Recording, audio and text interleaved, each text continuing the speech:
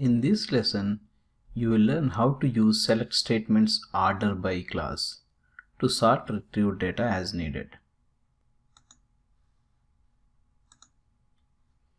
So let's open the SQL console.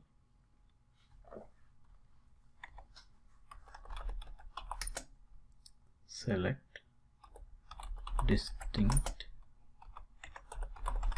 author from. So instead of writing books, you can drag the table name here.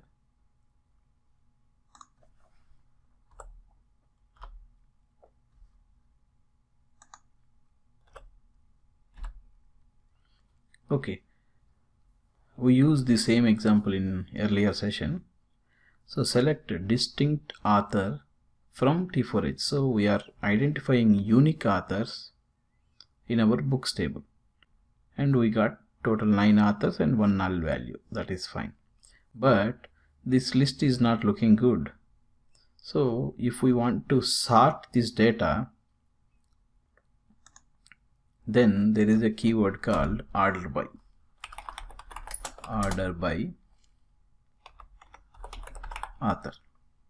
If I run this, then if you see, first it will take the null value because it's blank, kind of blank, and then A01, 2, 3, 4, 5, like that. So it is ordered in ascending order.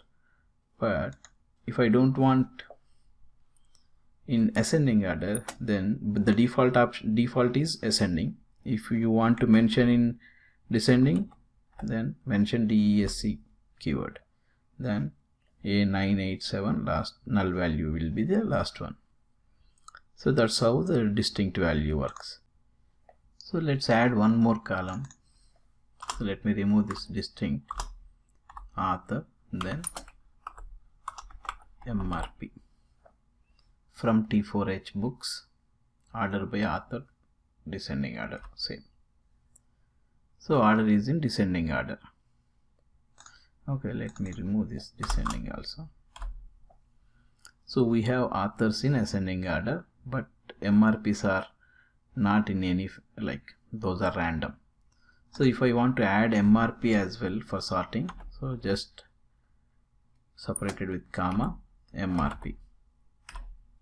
So both are in ascending. A1 63, then 1120, A2 72, 75. So both are ascending, so that is fine. But if I want MRP in descending order, then you need to mention exclusively descending.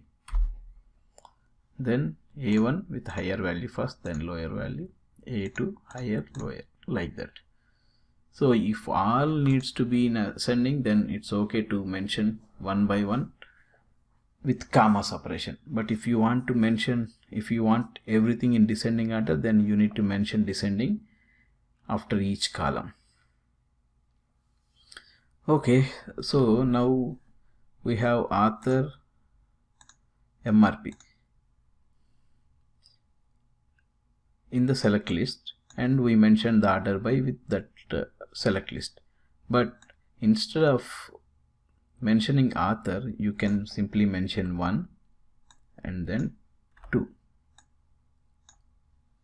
and you will get the same result. So the author is the first column, MRP is the second column, so you can mention the column numbers as well, 1, 2, something like that. Okay, this is good. This makes our life easy, mentioning the numbers instead of typing all the column names. But this is not recommended way to use the column numbers, because if someone at later point come and add author book ID, then if we run, then it considers the book ID instead of MRP, but your actual requirement is to sort with MRP in descending order. So they may ignore this order by. So there is a high chances of getting this code into getting this code may give wrong results. So that's why if you mention author and MRP, then even though if someone add extra column, it will not change the order by sequence. Okay, so now I don't have the book ID here and I have author and MRP, but I want to order by book ID. You can do this and it's 100% legal.